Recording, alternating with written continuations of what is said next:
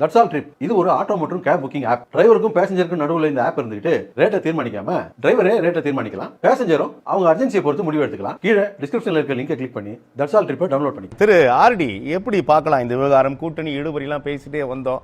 ஆனால் இப்போ தமிழக ஆளுமே வெளியே போயிட்டு ஒரு பெரிய நெருக்கடியை தரப்போகிறோம் அப்படின்ற கருத்து மேலோங்குது. எப்படி பார்க்குறீங்க திரு ஆர்டி? திமுக கூட்டணி 2019 அமைஞ்சது. தேனி மக்களவை தவிர அனைத்து இடங்களையும் பெற்றாங்க.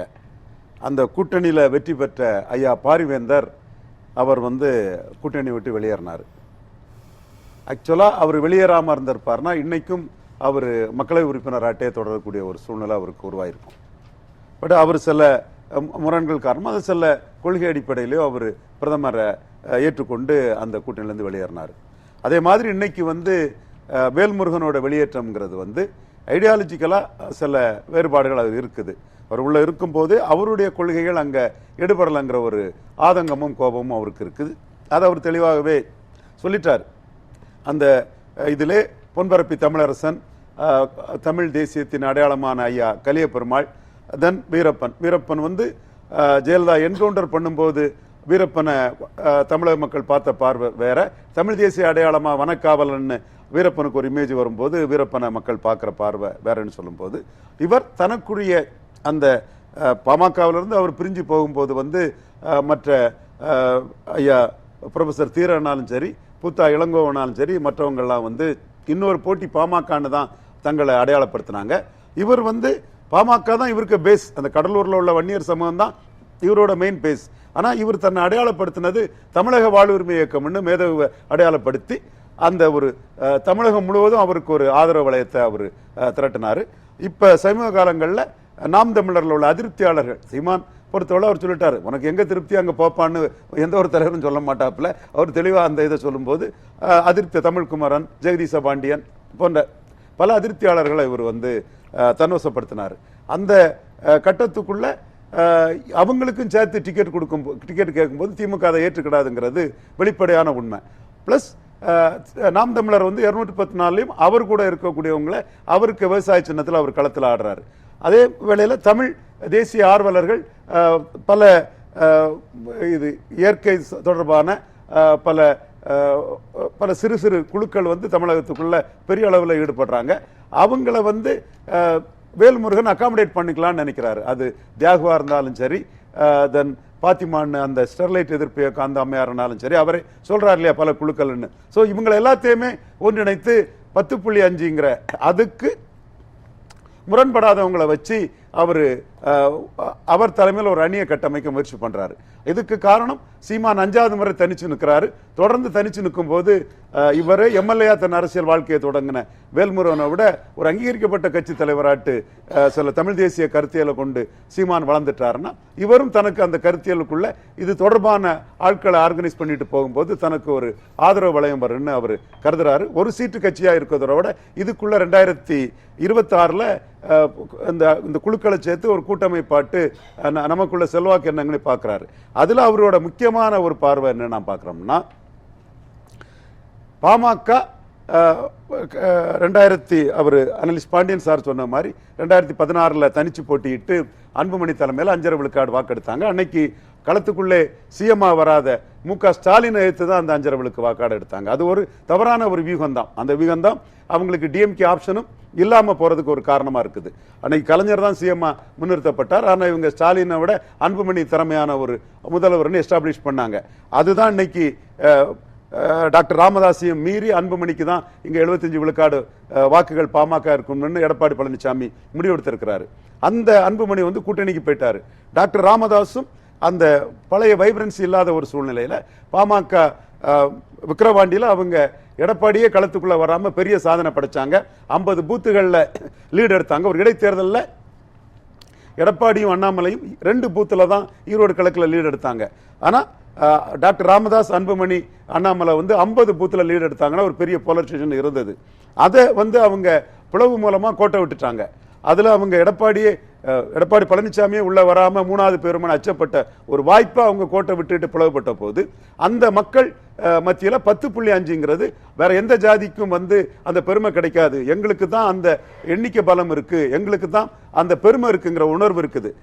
இதே வேளையில திராவிட முன்னேற்ற கழகத்தை சேர்ந்த அமைச்சர்கள் இவர் ஆண்டிமடம் சிவசங்கரனாலும் சரி, பனைமரத்துப்பட்டி ராஜேந்திரன் போன்ற திராவிட முன்னேற்ற கழக அமைச்சர்கள், குறிஞ்சிப்பாடி பன்னீர்செல்வம் போன்ற அமைச்சர்கள், துரைமுருகன் போன்றவர்கள் எல்லாம் அந்த 10.5 விட அதிகம் நீங்க இடம் பெறீங்கிற ஒரு புள்ளி விவரங்களை கொடுத்தாலும் கூட அந்த தனி ஒதுக்கீடு, அதற்கான சக்தி, அதற்கான எண்ணிக்கை பலம் தமிழ் மண்ணில் எங்கள் சமூகத்துக்கு தான் இருக்குன்னு அந்த 10.5 அவங்க பெற்றதை ஒரு பிரைடா அவங்க நினைக்கிறாங்க.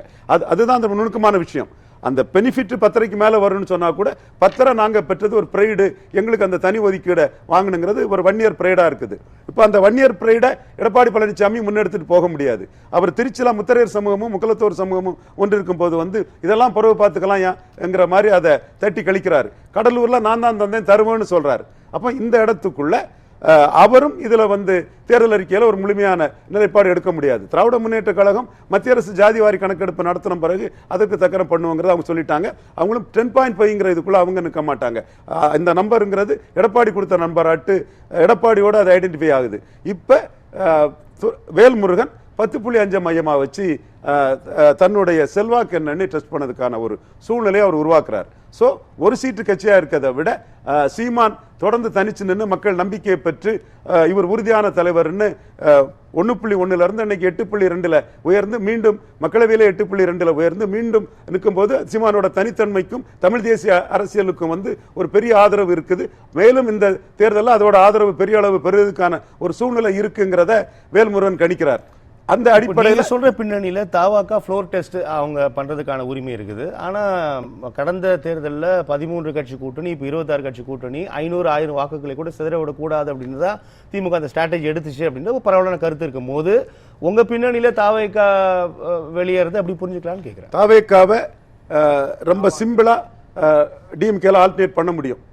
வன்னியர் சமூக மத்தியில வீரப்பன் ஒரு பெரிய ஐக்கான் ஆட்டு தமிழர் அடையாளம்ங்கிறதுல சீமான் தான் எடுத்தார். வீரப்பன் கொள்ளக்காரம்னா கருணாநிதிக்கும் ஜெயலலிதாவுக்கு என்ன பாருன்னு ரொம்ப போல்டா ஒரு ஸ்டெப் எடுத்து சீமான் வீரப்பனுக்கு தமிழர் அடையாளத்தை கொடுத்தவர். அதே மாதிரி வன்னியர் மத்தியில் இன்னொரு பெரிய அடையாளமாட்டு பெரிய அளவில் இருக்கிறது ஜெய குரு வன்னியர் சங்க தலைவராக இருந்தார். அவரும் ஒரு பெரிய அடையாளமா இருக்கிறாரு. அவர் நீங்க அவருடைய பிறந்த நாட்கள் எல்லாம் எல்லா வன்னியர் கிராமங்கள்லயும் அவருக்கு ஒரு அடையாளம் இருக்குது. அவரோட குடும்பத்தை சேர்ந்த அவர் மகள் விருதாம்பிகை, வேல்முருகன் மாதிரி அமைப்பு கிடையாது விருதாம்பிகைக்கு. அவங்களுக்கு குருவோட குடும்பத்தினருக்கு வேல்முருகன் மாதிரி அமைப்பு பலம் கிடையாது. ஆனா அந்த குருவுக்கு இமேஜ் பெருசா இருக்குது வன்னியர் சங்கத்துல, வன்னியர் சமூகத்துல. டாக்டர் ராமதாஸுக்கு இமேஜ் எப்படி பெரிய அளவுக்கு இருக்குதோ அதே மாதிரி அவருக்கு ஒரு சபார்டினேட்டா இருந்த குருவுக்கும் வன்னியர் சங்க தலைவராக இருந்தனால ஒரு இமேஜ் இருக்குது. ஸோ இந்த இடத்துக்குள்ள இவர் சொல்லக்கூடிய வன்னியர் எதிர்ப்புங்கிறத டைலூட் பண்ண நினைச்சாங்கன்னா விருதாம்பிக்கு கூட ஒரு சீட்டை திராவிட முன்னேற்ற கழகம் ஒரு டப் சீட்டை தருமபுரி டிஸ்ட்ரிக்ட்லயோ அல்லது அதிமுக பாமக இல்லாமலே லீட் எடுத்த ஜெயங்கொண்டாம், அரியலூர், உளுந்தூர்பேட்டை, திருக்கோயிலூர் இதில் ஜெயங்கொண்டாம் போன்ற ஒரு சீட்டு கூட கொடுத்து காம்பன்சேட் பண்ண உதயசூரியன் சின்னத்தில் கொடுத்து காம்பன்சேட் பண்ணதுக்கும் வாய்ப்புகள் இருக்குது. ஸோ திமுகவை பொறுத்தவரையில் வேல்முருகனோட எக்ஸிஸ்டை அவங்க ஈஸியா காம்பன்சேட் பண்ண முடியும்னு தான் நான் கருதுறேன். அவங்கள பொறுத்தளவில் ஆனால் களத்தில் இவங்க மட்டும் இல்லை, இவர் வெளியில போயிட்டார். ஆனால் மார்க்சிஸ்ட், மக்கள் நீதி மையம், விசிகாவே இன்னும் செட்டில் டவுன் ஆகாம இருக்கும்போது அதை எப்படி அணுகும்னு நம்ம புரிஞ்சுக்கலாம். மக்கள் நீதி மையத்தை பொறுத்தளவில் நான் வெளிப்படையாகவே சகோதரர் கமலஹாசனுக்கு சொல்றேன், அவர் தன்னுடைய தனித்த அடையாளம் இருக்குன்னு நினைக்கிறார். அது அவர் தனித்த அடையாளத்தை ஒரு திரைக்கலைஞரா ஹீரோவா இருந்தவர் விரும்புறதுல ஒண்ணும் மாற்றம் இல்லை. என்னோட பார்வை என்னன்னா அவரை சார்ந்த அவருக்கு விசுவாசமான 2 பேர் உதயசூரியன்ல நின்னா இது ஒரு மதசார்பற்ற கூட்டணி, இந்த கூட்டணிங்கிற அந்த இஷ்யூவோட அது போயிடும். அவர் தனித்த அடையாளம் பழைய டார்ச் லைட் சின்னத்தையே அவர் விரும்பி கேட்டாருன்னா அந்த அரசியல் களத்துக்குள்ள இவர் திமுக வேண்டாம் அண்ணா திமுக வேண்டாம் டிவி பெட்டியை உடைச்சாரு. ஆனா இப்ப திமுகவோட சேர்ந்துட்டாருங்கிற அந்த விமர்சனம் அவருக்கு களத்துக்குள்ள பெருசா எதிரொலிக்கும். இல்ல உங்களுக்கு தெரியாத ஒண்ணு இல்ல, அடி இப்ப நம்ம அவர் இடப்பகிர்வு 2 இடங்கள் திமுக சின்னத்துல நிக்கிறாங்க அப்படின்னாலே அது ஆப்வியஸா உறுப்பினர் ஆயிடுவாங்கல்ல. அப்போ இப்ப வெற்றி சோ கால்டு திமுக தானே, அது ஒண்ணும் அவர் திமுகவோட நல்லுறவுல தான் இருக்கிறாரு. ராஜ்சபா கொடுத்திருக்கிறாங்க, அது ஒரு அச்சீவ்மெண்ட் தான் அவருக்கு. இதுல 2 சீட்டு தனித்துவ சின்னத்துல வாங்கியும் ஜெயிக்க முடியாதுன்னு இல்லை. ஆனா உதயசூரியன்ல வாங்கினா வெற்றி வாய்ப்பு கூடுதல். அவருக்கு இதான் இருக்க போறாங்க அந்த உறுப்பினர்கள். அருணாச்சலம் போன்ற பொதுச்செயலாளர்னாலும் சரி, அவர் ஐடென்டிஃபை பண்ணக்கூடிய உறுப்பினர்களாலும் சரி, அவருக்கு அவரோட இணக்கமா தான் செயல்பட போறாங்க. அவரும் திமுகவும் அவர் ஒரு பிரச்சார பீரங்கியா தான் பயன்படுத்துறாங்க. இதுல என்ன இஷ்யூன்னா அவர் தனித்தன்மையை காட்ட டார்ச்சில் இருந்ததுன்னா அவருடைய அரசியல் விமர்சனத்துக்கு உள்ளாகும். நீங்க திமுக வேண்டாம் அண்ணா திமுக வேண்டாம்னு டிவி பெட்டியை உடைச்சிங்க. ஆனா ஒரு இயக்குனரான சீமான் அதுல உறுதியா நிற்கிறாரு, நீங்க உறுதியா நிற்கலங்கிறது விமர்சனம் ஆகும். உதயசூரியன்ல நின்னாருன்னா அந்த இஷ்யூஸ் அந்த தொகுதிகளை வந்து வேற திசையில போயிரும். இவர் பற்றிய விமர்சனங்கள் வராதுங்கிறது என்னோட பார்வை. விசிகா குறித்தான பார்வை, விசிகா பொறுத்த அளவுல அவங்க வந்து 8 இடங்களோட கன்ஃபைன் ஆவாங்கன்னு நினைக்கிறேன். 6ஓட அவங்களுக்கு கூடுதலா 2 இடமாவது கொடுக்கப்படுங்கிற வாய்ப்பு இருக்குது. அது எத்தனைன்னு எனக்கு தெரியல.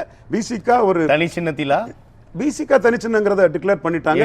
தனிச்சின்னத்துல அவங்க அங்கீகாரம் பட்டுட்டாங்க. 2 எம்பி டிக்கெட் கொடுத்தாங்க. 6 உங்க சின்னம் 2 திமுக நில்லுங்க அப்படின்லாம் நிறைய கருத்துக்கள் வருது. அதனால நான் கேட்கிறேன். தனிச்சின்னம்ங்கிறதுல அவங்க நிற்பாங்க. அதுல வந்து அவங்களுக்கும் ஒரு பெரிய அளவுல அவங்க கான்ட்ரிபியூட் பண்றாங்க. நீங்க வந்து பாமகவா விசிகாவான்னா முத்தமிழறிஞர் கலைஞர் வந்து பாமகவுக்கு அச்சப்பட்டு விசிகாவை கலத்தி விட்டுட்டாரு. கலத்தி விடாமலே ஜெயித்திருக்கலாம். ஆனா அந்த இடத்துக்குள்ள கடந்த கால அனுபவங்களையும் தெளிவான டேட்டா மூலம் மட்டும் வடதமிழ் அரசியலை நுணுக்கமா உணர்ந்து நம்ம கட்சியில் உள்ள வன்னியர்களை என்கரேஜ் பண்ணிக்கிட்டு திருமாவளவனை நாம சேர்க்கிறது நாம பெரிய அளவு உயரதுக்கு வாய்ப்பு இருக்கும்னு ஸ்டாலின் வந்து ரொம்ப புத்திசாலித்தனமான ஒரு முடிவை 2019 காங்கிரஸ் அழுத்தத்தையும் மீறி அவர் திருமாவளவன் ஒரு முடிவு எடுத்த முடிவு தான் கலைஞரோட தேர்தல் வெற்றியிலையும் சாதுரியத்திலையும் ஸ்டாலின் உயர்ந்த தலைவராக நிற்கிறாருங்கிறதுக்கு இன்னைக்கும் கட்டியம் முடிவை இப்போ எடுக்க முடியாம திணறுகிறாரோ. இப்போ வந்து பைண்டிங் ஆயிட்டாரு திருமா. பட் திருமாவுக்கு இப்போ வந்து ஒரு சிறிய அளவுல எதிர்ப்பு இதுவும் திருமாவுக்கு உருவாயிருக்குது. அதிமுக தனியாகவே லீட் பண்ண இடங்கள் வந்து எடப்பாடியில் எடப்பாடி 50,000 ஓட்டுல லீடிங். அது பத்திர விழுக்காடு கொடுத்ததோட ஒரு பின்விளைவு தான். எம்ஜிஆரோ ஜெயலலிதாவோ இல்ல, எடப்பாடி பத்திர கொடுத்ததோட பின்விளைவு தான். ஏன்னா 2019 8,000 வாக்குகள் குறைவா இருந்த பாமக இருந்தும் குறைவா இருந்த ஐயா எடப்பாடி பழனிசாமி எடப்பாடி செக்மெண்ட்ல நீங்க 50,000 லீட் பண்ணியிருக்கிறாரு. அதே மாதிரி குமாரபாளையத்தில் தங்கமணி லீட் பண்ணியிருக்கிறாரு. இவர் விஜயபிரபாகரன் விருதுநகர் டிஸ்ட்ரிக்ட்ல 2 தொகுதிகளில் லீட் பண்ணியிருக்க பிறகு அவங்க லீட் பண்ண இடம் என்னன்னா விசிகாவை எதிர்த்து அவங்க களங்கண்ட ஜெயங்கொண்டான்லையும் அரியலூர்லையும் ஏடிஎம்கே ரெட்டல லீட் பண்ணியிருக்கு. இந்த லீட பாமக இல்லாமலே அவங்க காட்டியிருக்கிறாங்க. உளுந்தூர்பேட்டையிலும் திருக்கோயிலூர்லையும் அவங்க லீட் பண்ணியிருக்காங்க. இந்த லீட பாமக இல்லாமலே காட்டியிருக்காங்க. இதோட பின்புலம் என்ன, இதோட உள்கடக்க என்னங்கிறது திருமாவளவனுக்கும் தெரியும், ரவிக்குமாருக்கும் தெரியும், தமிழக முதல்வர் மு.க. ஸ்டாலின் அவர்களுக்கும் தெரியும். சோ விடுதலை சிறுத்தைகளுக்கும் குறைஞ்ச சீட்டு தான் நிற்கிறாங்க, பெரிய அளவு நிற்கல. வடதமிழகத்தின் வெற்றி வீரர்கள் என்னால பாராட்டப்படக்கூடிய அவங்களுக்கும் ஒரு சிறிய அளவிலான எதிர்ப்பு வளையமும் உருவாயிருக்குது. சோ இதை டைலூட் பண்றதுக்கு தான் தேமுதிக உள்ள வர்றது திமுகவுக்கு வந்து பெரிய அளவு பலன் பெறுது. கலைஞரை விட நுணுக்கமா விஷயங்களை பார்க்கக்கூடிய மு.க. ஸ்டாலினோட பெரிய ஒரு சாதனை தேமுதிகவை 2.7 விழுக்காடு வாக்கு 2024 மக்களவை தேர்தலில் நிரூபிச்ச தேமுதிகவை, விஜயகாந்த் சிம்பதியை கொண்ட தேமுதிகவை திமுக அணிக்குள்ள கொண்டு வந்தது. பல விஷயங்களை கருத்துல கொண்டு ஒரு காம்ப்ரிஹென்ஸா தான் பெரிய மூவா சொல்றீங்களா? பெரிய அதுதான் பிரச்சனைக்கு மூல காரணம் அப்படின்னு தான் பரவலான விமர்சனங்கள் முன்வைக்கும். அது மிகப்பெரிய மூவ். அது வந்து நீங்க ஏன் 2021 உள்ள தேமுதிக ஓட்ட எல்லாரும் விமர்சனம் பண்றீங்க? ஏன் அந்த கட்சிக்கு 5 சீட்டு கொடுத்தீங்க?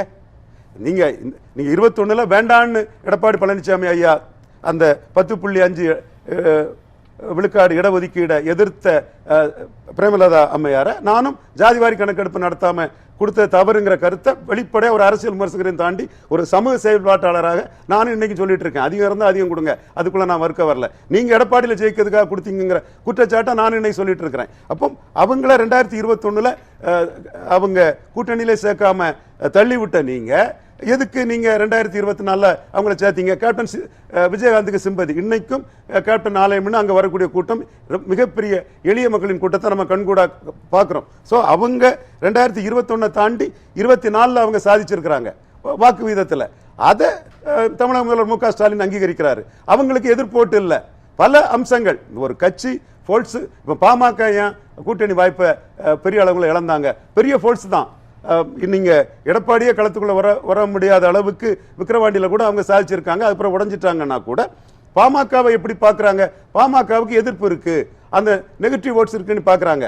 அந்த ஒரு தன்மை குறைஞ்ச சீட்ல நின்னாலும் விடுதலை சிறுத்தைகளுக்கும் 2024 உருவாயிருக்குங்கிறது தான் 100% உண்மை. காரணம் பாமக இல்லாமலே மிக மிக குறைந்த செக்மெண்ட்ல லீடு காட்டின அதிமுக அரியலூர் ஜெயங்கொண்டாம் திருக்கோயிலூர் உளுந்தூர்பேட்டையில லீட் காட்டியிருக்காங்கன்னா இவரு திருமாவளவனுக்கு தொகுதியிலே லீட் காட்டி இருக்கிறாங்க. 2 தொகுதியில அவர் ரவிக்குமாருக்கு 2 தொகுதியிலும் பானை நின்ன 2 தொகுதியிலும் லீட் காட்டியிருக்காங்கன்னா எல்லாமே டேட்டாக்களை வடிச்சு பார்த்தாங்கன்னா சில உண்மைகள் அரசியல் அரங்கத்துக்குள்ள தெரியும். மேல்மட்டமா திமுக வெர்சஸ் அண்ணா திமுகங்கிறது வெளியா ஏசி ரோமில் இருக்கக்கூடிய சென்னை அரசியல் விமர்சகர்கள் பார்ப்பாங்க. நம்ம வந்து களத்துல இருந்து எல்லா விதமான களத்துல கன்னியாகுமரி மாவட்ட RSS களத்துல இருந்தாலும் சரி, டாக்டர் ஐயா கூட இருந்து களத்துக்குள்ள வந்தாலும் களம் தெரிஞ்சவங்களுக்கு இந்த உண்மையான நுணுக்கங்கள் தெரியும். நான் பேசலாம். திரு ஆர்டி, மக்கள் தீர்ப்பு தொடர்பாக உங்களுக்கு கருத்து பாருங்க. இல்ல, வின்னபிலிட்டி தான் முக்கியம். வின்னபிலிட்டிக்காக காம்ப்ரமைஸ்களை அரசியல்ல செய்துதான் தீரணும். முதலமைச்சர் ராஜாஜி ஒரு முக்கிய முடிவெடுத்து 67 முடிவெடுக்கும் போது வந்து அவர் அவமானப்படுத்தப்பட்டார். முதலமைச்சர் அவரை கொண்டு இருத்திக்கிட்டு அவரை நீக்கியிருக்காங்கன்னு சொல்லும்போது அதற்கு அவர் ஒரு முடிவு எடுக்கும் போது வின்னபிலிட்டி முக்கியம்னு நினைச்ச அவர் வந்து அண்ணா கிட்ட, அதுவும் சட்டமன்ற தேர்தலுக்கு போட்டியிடாத அண்ணா கிட்ட ஆட்சியில பங்குங்கிற ஒரு கோரிக்கையை வைக்கல. அன்னைக்கு அவர் வச்சிருந்தாருன்னா அன்னைக்கு 62 சட்டமன்றத்தில் தோத்திருந்த மன வலிமை இழந்த அண்ணாவே ஏத்துக்கிருப்பாரு. ஆனா வின்னபிலிட்டி முக்கியங்கிற லெவல்ல ராஜாஜி அதை வைக்கல. அதே மாதிரி இன்னைக்கும் வந்து 2021 நீங்க திராவிட முன்னேற்ற கழகத்துக்கிட்ட அந்த கோரிக்கை வச்சிருக்கலாம். 21 கூட்டணி கட்சிகள் அதுல விட்டுட்டு போன நிலைமையில, அவங்க தனிச்சே ஆட்சி போன சூழ்நிலையில 26 அந்த கோரிக்கை வைக்கும் போது தாங்கள் பலகீனமானதாட்டு அவங்க அக்செப்ட் பண்ணப்பட்ட ஒரு சூழ்நிலை வரும். அப்படி எந்த கட்சியும் விரும்ப மாட்டாங்கிற சூழ்நிலையில அப்படி தனி கட்சி தனித்துவங்கிறதா தங்களோட வின்னபிலிட்டிக்கு அது பெட்டர்னு திமுக நினைக்கிறேன். பெரிய கட்சிகளின் பேராசை அப்படின்னு நம்ம பார்க்க வேணா, அது வந்து வெற்றிக்கான உத்தியா நம்ம பார்க்கணும்னு சொல்றீங்க. கண்டிப்பா. பட் அந்த கான்செப்டை நான் மறுக்க வரல. கான்செப்ட் கேரளாவில் இருக்கக்கூடிய அந்த கான்செப்ட் UDF LDF கான்செப்ட் தான் கரெக்ட். பட் நீங்க வந்து அது 67 ராஜாஜி கோட்டை விட்டுட்டாருங்கிறது தான் யதார்த்தமான உண்மை. நல்லது, நன்றி.